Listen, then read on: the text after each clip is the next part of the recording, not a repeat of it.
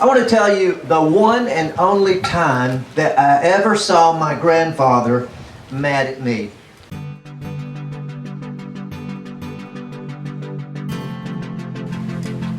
There are in these woods behind us some white pines. You have a lot of them here in Maine. And those white pines grow from here down. They go down. They follow the Appalachian Trail all the way from here to Georgia, all the way through the Blue Ridge Mountains, through the Great Smoky Mountains, all the way into Georgia, and they stop about 40 miles north of my house. They don't naturally grow where I live.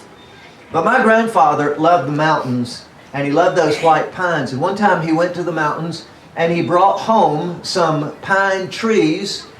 He called them mountain pines because he loved them so much he wanted to try and make them grow. And they will,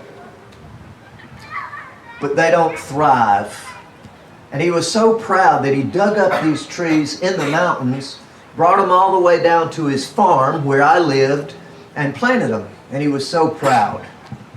That is, until the day he found 2 of them dug up, laid out on the ground, and dying. He naturally assumed it had to be me, because beside one of those trees was my bucket and little beach shovel. He knew that was mine.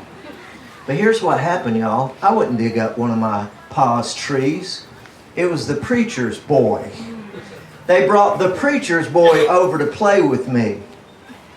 He took my little beach shovel and my sand pail, went out there fooling around. Now it's a field of overgrown weeds because my pa hadn't plowed it that year.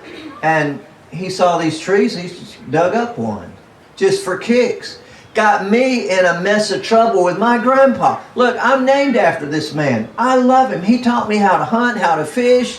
He taught me how to build rabbit boxes, all kinds of cool stuff. To see him mad at me broke my heart. But I told him, Pa, I didn't do it. It was the preacher's boy. I found out that'll work for anything. No, I'm just kidding. I never blamed the preacher's boy because I love preacher's boys. I think they're very cool people. But as soon as I told him, Pa, his anger was gone. He knew I was telling him the truth. But ever since that time, I have loved trees. And I want to talk to you about trees tonight. Would you look with me in the book of Psalms here? This is the story of the tree and the chaff. Will you say that with me? Because there's a word here we don't use very much. This is the story of here comes your part, the tree and the chaff. Here we go, Psalm 1, and look at verse number 3. And he shall be like a tree, planted by the rivers of water, that bringeth forth his fruit in his season. His leaf also shall not wither, and whatsoever he doeth shall prosper. Is that good? Is that good? Yeah. That is very good. That's very good. Because this is a happy story, right? The story of a tree. Are you kidding me? Here's a tree that someone maybe like my grandfather, has planted this tree, and he planted it in just the right spot. Now, he didn't put this tree in a desert. He didn't put it on dry ground. He didn't put it in a bunch of rocks or on the side of a cliff so the tree can't make up its mind if he's supposed to grow up or sideways. No. This guy has planted this tree in the right spot. Is that good? Is that good? And this tree has grown roots. This tree has gone down. It's pulling up the good stuff out of the soil that it's planted in. And this tree is doing what's natural that trees that can do this do. And that is, it's bearing fruit. It's bearing fruit. That's the tree and his story. And you can't get any happier for a tree than to have your roots in the good soil, drawing up the moisture into your whole body, and bearing fruit out on the end of the limbs. Nothing is ever a happier picture for a tree than that right there. And God says that that's what we could be like if we do the right thing. And we're going to talk about tonight what is the right thing to do that I could be one of those trees. We'll come back to the tree in just a moment. Actually, I can show you right now.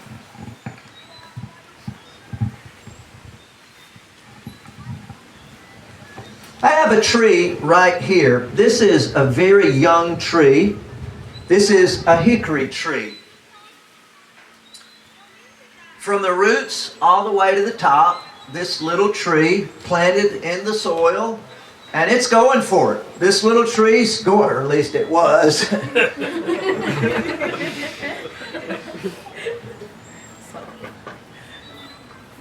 We're going to put it back. We're going to put it back. That's why the bucket and the water and all that. We got plans.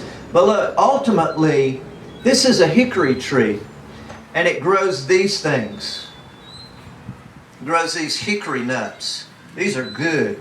Hold on to that for me, because I might need it later. Yeah. So there's your little hickory tree. That's a full, and I know it's small, but I needed a small one to get it under this tent. I couldn't bring you a 60-foot high hickory tree, but there it is, all parts in place, happily growing, dreaming of bearing hickory nut fruit one day. Over here is verse 4. Read with me.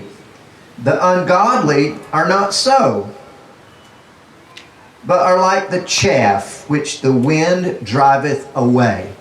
So I got you covered right here. In this cup, I have something that's like chaff.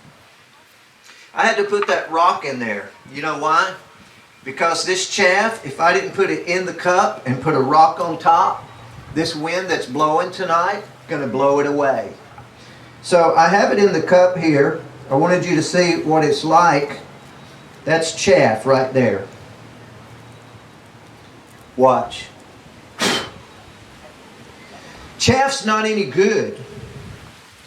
It has no usefulness for anything. Chaff is the outer coat of a seed. So we don't need it. We get the seed out, we get the grain out, but we separate the grain, which we eat and make bread from, but the chaff is no good for us. It gets thrown away, blown away. In fact, one of the ways that this can be separated from the good grain that we eat is they actually put it all out there and then blow it. And the chaff gets blown away and everything left on the table is good to eat. Is that good? Is that good? That's not good. That's chaff. Chaff's not any good, does it? I tricked you, I know. So there's the story of the tree.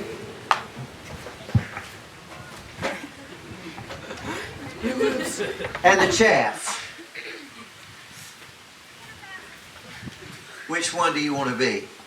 Because David says that we have a choice to be the tree that is rooted down by the water, drawing the good nutrients out of the soil, up into its trunk and out its branches and all the way to the fruit that's naturally being born on the ends of those branches.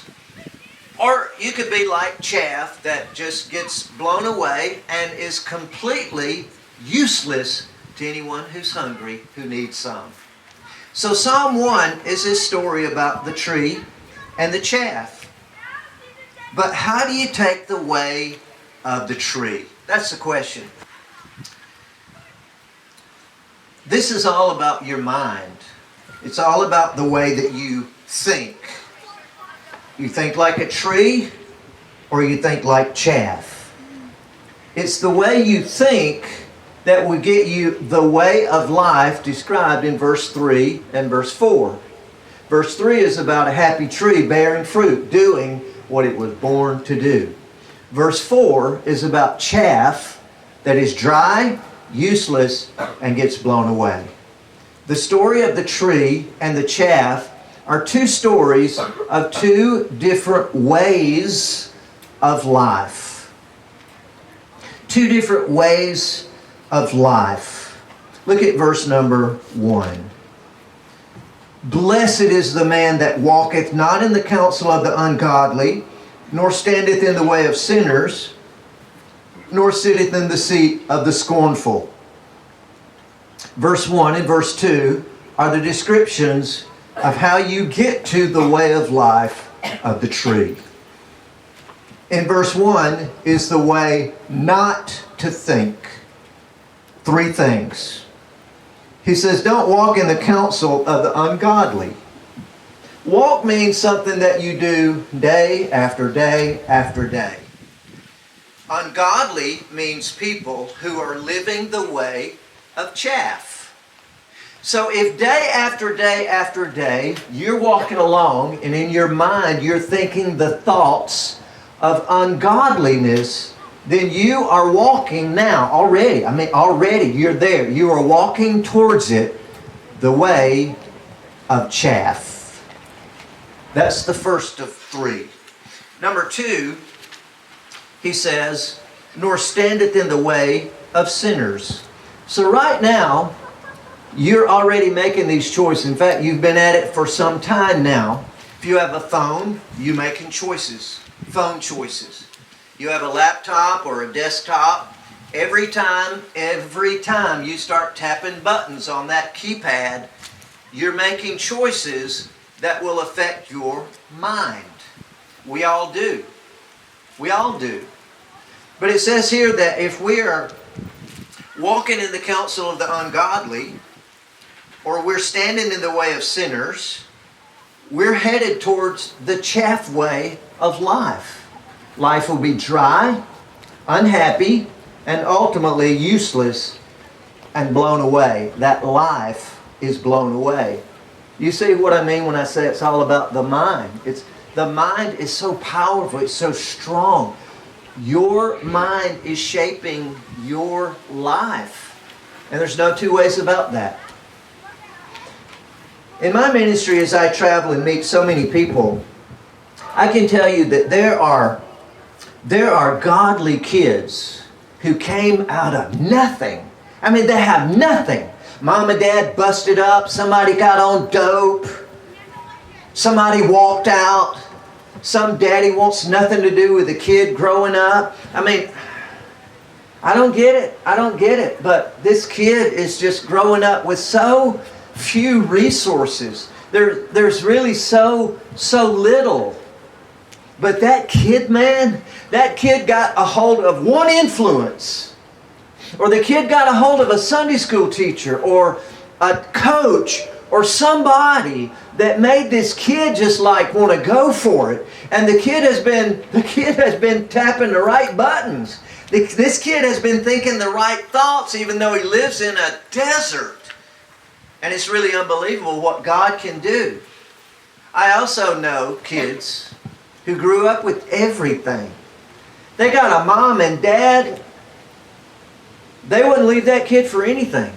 They got a great church, got a good pastor, got good friends. But this kid, he's pumping stuff into that mind that's like the consistency of road tar. There's a lot of dark, a lot of evil going into that mind. They come from all kinds of places and circumstances. But no matter what you come out of, it's the way that you think that will give you the way of life according to what road you're thinking on. It's about your friends. Who gets the right to be your close friends? You want ungodly friends? You think they got the right kind of life to live? Go and walk in the way of ungodliness. And you're already thinking in the way of the life of chaff. Hanging out on some nasty websites, think that you're getting away with that? That's the way of chaff. It will leave you dry and unsatisfied. And a life that's worth it. You see what David is after here is a quality of life. This psalm is about the way of life. So he says first the negative example. Don't do this. Don't walk in the way of the ungodly. And don't stand in the way of sinners. And then there's a third one. Nor sitteth in the seat of the scornful. Someone is a scorner when they know what's true. They know what's right, but don't like it. It's someone who scorns the truth. They might very well look at the truth and laugh. But now, if you hang around people who are not accepting of what's true, now that's a way of thinking, and you're programming that brain, and you'd be headed toward the life of chaff not like the life that's in this guy. The first word in Psalm 1 is blessed. The word means happy. The word means full of joy. But the people that I know who are filling their mind with ungodly mush, they're happy people. They're not full of joy at all. They're trying to survive. That's what they're doing. And finding their tank is always empty. But this guy is blessed because he's not walking in that way of ungodly sinners who are scornful. Verse 2 is the right way to think.